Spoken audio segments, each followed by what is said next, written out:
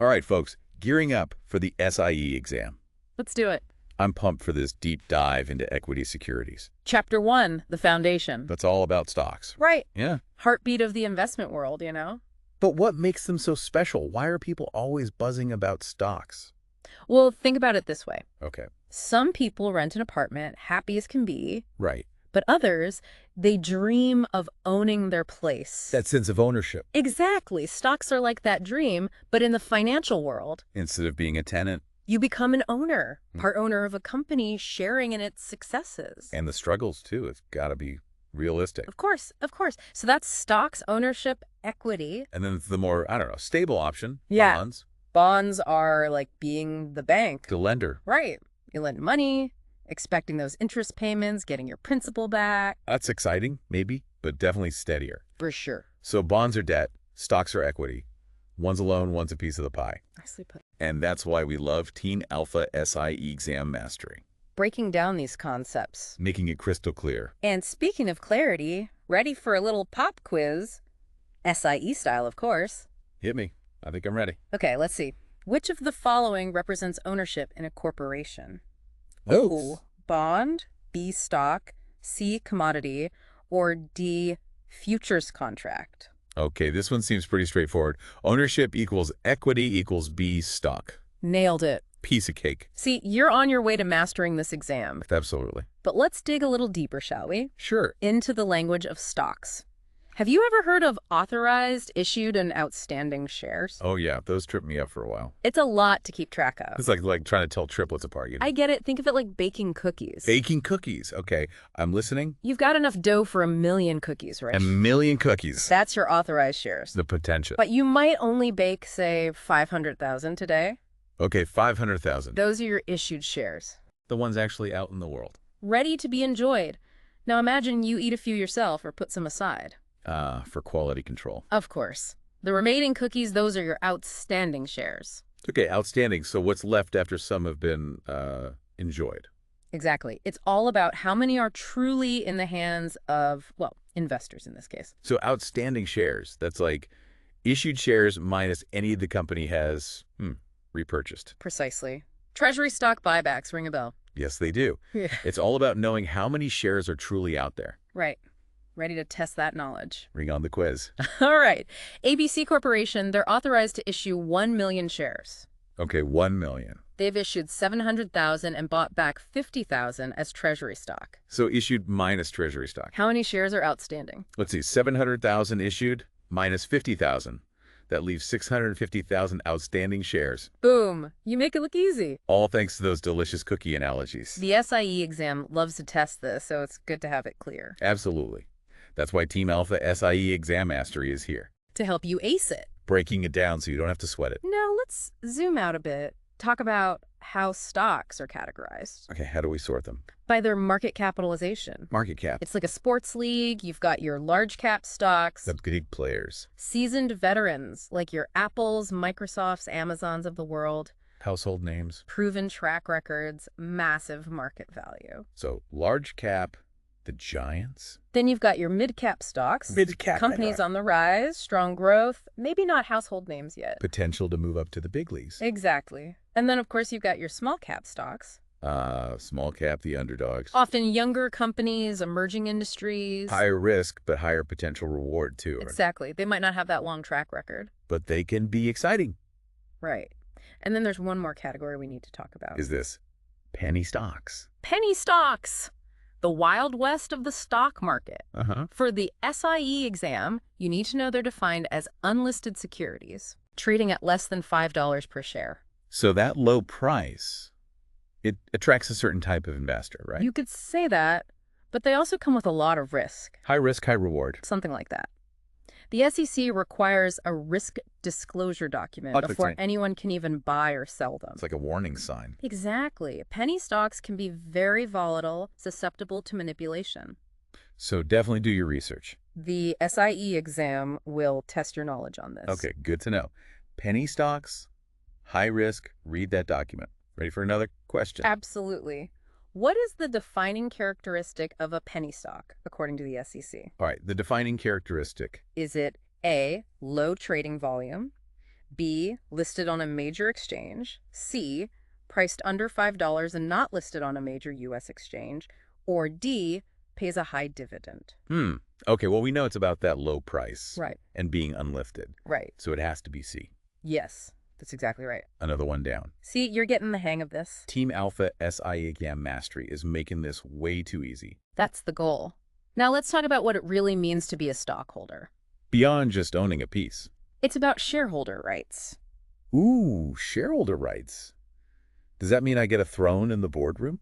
Maybe not a throne, but you do get a voice. Ooh. One of the fundamental rights is the right to vote. You get to elect the board of directors. Of folks in charge? Right. You also get to vote on major company decisions. Like what? Mergers, acquisitions, changes to the company's bylaws. Wow, so I actually have some say in the company's direction. Exactly. It's like a mini democracy within the company. I like that. But what else? What other powers do I have as a shareholder? Well, you have the right to receive dividends. Dividends. Aren't those like bonus checks? You could say that. If the company decides to distribute profits... So it's not a guarantee. Right, not guaranteed. The board of directors decides whether and how much to pay. Okay. No free money machine. Got it. Any other shareholder rights I should know for the exam? You also have the right to inspect the company's books and records. Interesting. And the right to sue the company if you believe your rights have been violated. So I can keep an eye on things and take action if needed. Exactly. Protecting your interests as an owner. I like the sound of that. Ready for another SIE-style question? Always. Which of the following is not a right typically associated with common stock ownership? Okay, not a right. A, right to vote on major corporate decisions. B, right to receive a fixed dividend payment. C, right to sell shares to another investor. Or D, right to inspect corporate books and records. Okay, let's see. Voting rights, yes. Selling shares, definitely. Inspecting books, yep. But fixed dividends, that sounds more like a bond thing, right? You're catching on quick. So the answer is B. Absolutely. Dividends for common stock are not guaranteed to be fixed. Gotcha. Another one down thanks to Team Alpha SIE Exam Mastery. This podcast is like my secret weapon. We're happy to help. Now, with all these rights, there must be some risks too, right? Of course. Every investment comes with risks. What are we talking about here? What kind of risks? Well, the most obvious one is market risk. Market risk. The value of your stock, it can go up or down. Makes sense. Based on all sorts of factors, Yeah. Overall market conditions, industry performance, investor sentiment. So even if the company's doing well, the stock could still suffer if the market takes a hit. Exactly. It's something you can't completely eliminate. Okay, market risk. Got it. Anything else? There's also business risk. Business risks. Which is specific to the company you're invested in. Oh, right. If their products become obsolete, if they face increased competition... Or management decisions. All of that can impact the stock value. So it's not just about the overall market, it's about picking the right companies too. Absolutely. And then there's financial risk. Financial risk. Relating to the company's ability to manage its debt, its financial obligations. Debt can be a killer. Right. If they take on too much debt, experience difficulties. It can impact their ability to pay dividends, grow, even stay afloat. Exactly. Okay. Market risk, business risk, financial risk. It sounds like owning stock is not for the faint of heart. Well, it definitely comes with uncertainty. But understanding those risks, that's crucial for making good decisions. Couldn't agree more. And that's where Team Alpha SIE Exam Mastery comes in. Equipping you with the knowledge you need. To navigate these complexities and approach the exam with confidence. Exactly. But let's talk about the worst case scenario. Oh, the worst case. What if the company goes bankrupt? That's a tough one, but it's important to understand. Do shareholders get anything? Well, when a company goes bankrupt, they can't pay their debts. Right. They have to liquidate their assets to try and satisfy those claims. And there's a specific order to that, right? Exactly. It's called liquidation priority. Liquidation priority. And unfortunately, common stockholders, they're at the bottom of that pecking order. The bottom. I'm afraid so. So we get paid last. After bondholders and preferred stockholders. Not ideal. Definitely something to keep in mind. Liquidation priority, common stockholders last in line. Got it. Good. Ready for a quiz question on this? Sure, hit me. In the event of a company's liquidation, which of the following has the lowest priority claim on remaining assets? A, secured bondholders. B, unsecured bondholders. C, common stockholders. Or D, preferred stockholders. Okay, so we're looking for the lowest priority. Right. And we know common stockholders are at the bottom, so the answer is C. You got it. You're really starting to sound like an SI expert. Team Alpha SIE Exam Mastery is working its magic. We aim to please. Now, let's switch gears a bit and talk about another important type of stock, preferred stock. Preferred stock. How is that different from common stock? I think it is a hybrid between stocks and bonds. A hybrid. Interesting. One of the key features is that it typically pays a fixed dividend. Like the interest payments from bonds. Exactly. So it offers a more predictable income stream. Right. And for the SIE exam, remember that preferred stock is always assumed to have a par value of $100 per share. Okay, fixed dividend, $100 par value. Got it. But it's still a stock, meaning I own a piece of the company. That's right. However, unlike common stock, preferred stockholders usually don't have voting rights. No voting rights. So I get a fixed dividend, but no say in how the company is run. That's the trade-off. But preferred stockholders have a higher claim on assets than common stockholders in the event of liquidation. Ah, so it's higher on that priority ladder we talked about. Exactly. Now, there are a few different types of preferred stock that you should be familiar with for the exam. So we'll start with straight preferred stock, Straight preferred. the most basic type. Then there's cumulative preferred stock. Cumulative. If a company skips a dividend payment, those missed payments accumulate. Yeah, add up. Right. They must be paid to preferred stockholders before any dividends can be paid to common stockholders. So even if the company has a bad year, preferred stockholders are still protected. Exactly.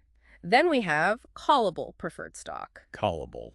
This means the company has the right to buy back those shares at a certain price after a certain date. So the company can just decide to take them back. Right, even if the shareholder doesn't want to sell. Interesting. Okay, callable preferred. Got it. What else is there? There's convertible preferred stock. This is where things get interesting. Convertible preferred. Okay. It gives shareholders the option to convert their preferred shares into a certain number of common shares. So I can switch them out. Right. If the company's common stock takes off, you can convert your shares and ride that wave. So you have the potential for growth on top of the fixed dividend. Exactly. And finally, we have participating preferred stock. Participating preferred. This type allows the holder to receive an additional dividend on top of the fixed dividend. A bonus dividend. Exactly. If the company exceeds a certain level of profitability. So they get to share in success even more. That's right. Wow. Preferred stock seems like it has a lot to offer. It definitely does. It offers a unique blend of income and potential growth. I'm starting to see why it's so popular. It appeals to a lot of investors. And that brings us to the end of part 1 of our deep dive into equity securities. Wow, we covered a lot of ground. But don't worry, folks, we're not done yet. We'll be right back with part 2, so stick around. Back for more SIE exam prep with Team Alpha SIE Exam Mastery. Ready to tackle some more challenging questions? Absolutely. Let's dive back into preferred stock. Specifically, those fixed dividend payments. I remember those. They sounded pretty sweet. Let's see if you can apply what you've learned. Hit me with it. All right, XYZ Corporation, they've issued a 4% preferred stock. 4% preferred. How much would an investor receive in dividend payments each year? Okay, each year. For each share they own. Remember that key detail. The $100 par value. Of course. Good. So 4% on a $100 par value, that's $4 per share annually. Easy peasy. Those memory tricks really come in handy. They do. See, learning about finance doesn't have to be boring. It's actually kind of fun. Exactly. Yeah. Now remember, cumulative preferred stock. The one where you get those missed dividends eventually. Right. Important protection for investors. Let's say ABC Corporation has a 5% cumulative preferred stock. 5% cumulative. For whatever reason, in 2023, they couldn't make any dividend payments. Tough year. But in 2024, things turn around. They're back in the dividend paying game. Back on track. What happens to those missed 2023 dividends? Well, if it's cumulative, those payments don't just disappear. Right. They still have to pay them to the preferred stockholder. Before common stockholders get anything. It's like a promise. They'll get those payments eventually. Exactly. Highlights that preferential treatment for preferred stockholders. Makes sense. They get their due no matter what. But as with anything in investing, there are risks to consider. Right. No investment is completely risk-free. Exactly. So what are some risks associated with preferred stock? Good question. What should I be looking out for? Well, one key risk is interest rate risk. Interest rate risk. Preferred stock with those fixed dividends, Right. they can be sensitive to fluctuations in interest rates. How so? Think about it. If interest rates go up, New preferred stock issues. New issues. They'll probably offer higher dividend rates. To attract more investors. Exactly. So your existing preferred stock with its lower fixed rate Could become less attractive. Right. It might lose value as investors chase those higher yields. Okay, interest rate risk makes sense. Anything else to watch out for? Another risk is, well, dividend cuts. Even with preferred stock. Even with preferred stock, those fixed payments, they aren't guaranteed. Oh, right. If the company runs into trouble, they might have to reduce or even suspend dividends. So even those fixed payments can be risky if the company's not doing well. Unfortunately, that's true. Investing always involves weighing those risks and potential rewards. Risk and reward, two sides of the same coin. Ready for another SIE-style question? Absolutely. Imagine you've purchased one share of LMNOP Corporation's 8% cumulative preferred stock. 8% cumulative, okay. If they decide to pay out a dividend, how much will you receive? Per quarter. Per quarter, exactly. Okay, 8% on that $100 par value, that's an $8 annual dividend. Keep going. Divide by 4 quarters. That means I'll get a $2 dividend payment each quarter. That's right. You're getting the hang of this. Team Alpha SI Exam Mastery is turning me into a preferred stock whiz. We love to hear that. But let's expand our horizons a bit. Okay, where are we going now? Into the world of international investing. Ever heard of ADRs? ABRs. Rings a bell, but I can't quite place it.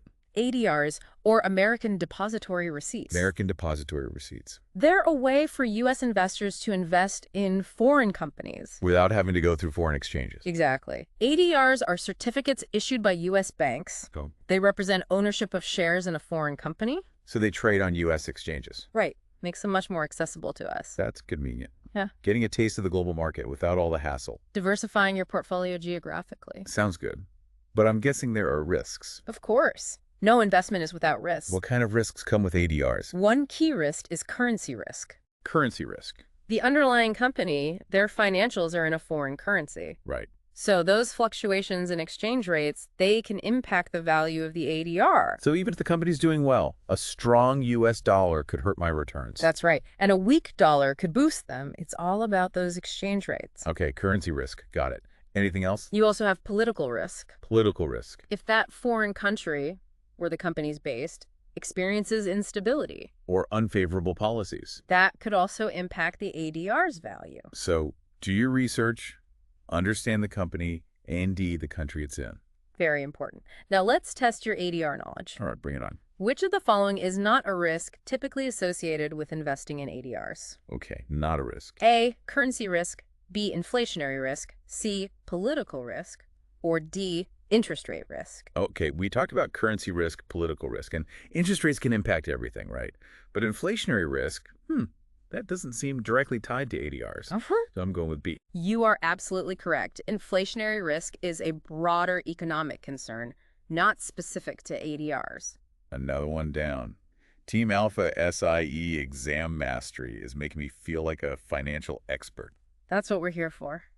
But let's shift gears again. Okay, what's next? Remember those shareholder rights we talked about? Yeah, voting rights, right? Where I get to be a mini CEO. Haha. Well, not exactly, but it does give you a voice in how the company's run. I like the sound of that. You get to participate in key decisions, things that can impact the company's future. So what kind of things do I get to vote on? Things like electing the board of directors. The people overseeing management. Right. Approving mergers and acquisitions, deciding on major corporate policies. It's like a democracy for shareholders. In a way, yes. Now, there are two main types of voting you need to understand. Two types of voting. Statutory voting and cumulative voting. Okay, break it down for me. With statutory voting, each share gets one vote for each director position up for election. So if I own 100 shares and there are 3 open seats, I get 100 votes for each. Exactly. Simple and straightforward. What about cumulative voting? Cumulative voting, it's a little more strategic. Strategic, how so? You can pool your votes together and allocate them however you want. So instead of having a fixed number of votes per seat, I could put them all on one candidate. Exactly. It can give minority shareholders more influence. So cumulative voting is like power voting. You could say that. It gives you more flexibility and control. Okay, statutory voting, 1 vote per share per director. Cumulative voting, pool your votes. Got it. Excellent. Now, let's test that knowledge with a quick quiz question. I'm ready. Which type of voting allows shareholders to allocate all their votes to a single candidate? Oh, that's easy. We just talked about it. It's cumulative voting. You nailed it. I'm telling you. Team Alpha SI Exam Mastery is a game changer. This is the most fun I've ever had studying for an exam. We're glad to hear that. Now, we've covered a lot today, but there's still more to explore in the world of equity securities. More to come. I can't wait. Stay tuned for the final part of our deep dive, where we'll uncover even more essential concepts. Don't go anywhere, folks. We'll be right back. And we're back for the final round of our equity securities deep dive with Team Alpha SI Exam Mastery. Ready to finish strong? Absolutely. Bring on those last few concepts. All right, let's talk about stock splits. Stock splits. I've heard the term, but never fully understood what they are. Well, imagine a company's stock price is climbing higher and higher. Getting pricey. Exactly. It might become too expensive for some investors. Makes sense. So the company decides to do a stock split. A stock split. They increase the number of outstanding shares. By issuing more shares to existing shareholders. That's right, like slicing a pizza into more pieces. More slices, same pizza. Exactly. The total value stays the same, but you have more shares at a lower price per share. So if I had 100 shares at $100 each before the split, Let's say they do a 2-for-1 split. then I'd have 200 shares at $50 each. You got it. But why would a company do that if the overall value doesn't change? It's about making the stock more affordable. More accessible. Exactly. Attracting more investors, potentially boosting demand and the price in the long run. So it's a strategic move. It can be. Now, what about reverse stock splits? Reverse stock splits, is that the opposite? You could say that. The company reduces the number of outstanding shares. Instead of increasing them. Right, by consolidating them. So fewer shares, higher price per share. Exactly. Again, the total value of your investment stays the same. So if I had 100 shares at $1 each for a 1-for-5 reverse split. You'd end up with 20 shares at $5 each. Makes sense. Oh. But why would a company want to do that? Make their stock less affordable? Well, reverse stock splits are often done when the stock price has fallen too low. Oh, I see. Maybe it's perceived as a penny stock, and they want to boost the price to improve their image. Avoid being delisted from an exchange. Right. It can also attract institutional investors who have minimum price requirements. Okay, so stock splits increase the number of shares. Reverse stock splits decrease them. Both can be strategic moves for companies. Now let's talk about another big event that can shake things up, mergers and acquisitions. Mergers and acquisitions. It sounds intense. Definitely a lot going on there. But basically, it's about companies joining forces or one company taking over another. Mergers are like a partnership. Acquisitions are more like a takeover, right? Exactly. In a merger, two companies agree to combine. Become one entity. Right. Shareholders of both companies usually receive shares of this new entity. So my shares would be converted. Exactly. Based on a specific exchange ratio, And in an acquisition. one company buys a majority of another company's shares, taking control. So what happens to my shares if the company I invested in gets acquired? It depends on the terms of the deal. You might receive cash or shares of the acquiring company. Cash or shares, okay. Mergers and acquisitions, they can be pretty complex. Definitely a lot of moving parts. But understanding the basics is essential for any investor. Absolutely. Ready for one final SIE-style quiz question? Bring it on. I'm feeling confident. Okay, what type of corporate action results in a company increasing the number of its outstanding shares and proportionally reducing the price per share? Increasing shares, reducing price. That's a stock split. You are absolutely correct. Congratulations, you've officially mastered the world of equity securities. All thanks to Team Alpha SIE Exam Mastery. This deep dive has been incredibly helpful. I feel much more prepared to conquer that SI exam now. Remember, it takes effort and dedication, but you've got this. And for all your SIE prep needs, don't forget to subscribe to Team Alpha SIE Exam Mastery. We've got tons of resources to help you succeed. Until next time, happy studying and best of luck on your exam. We'll be rooting for you.